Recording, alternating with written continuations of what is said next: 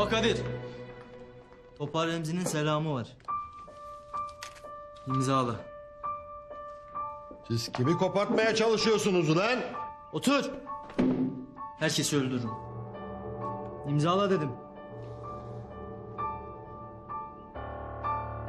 İmzala bari Kadir.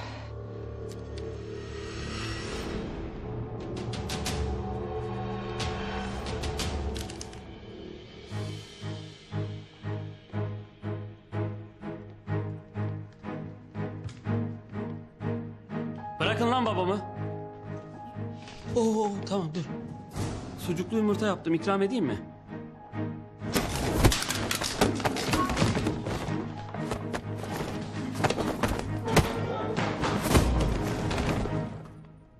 Hicabi.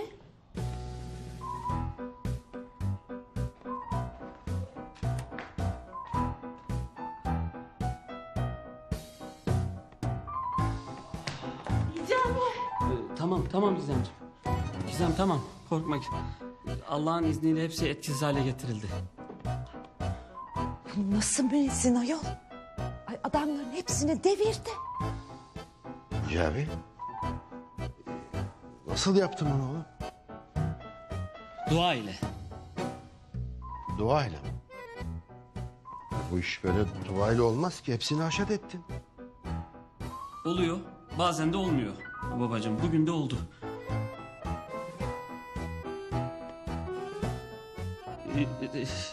Siz rahatsız olmayın, buyurun babacığım da ben şu ortalığı bir temizleyeyim.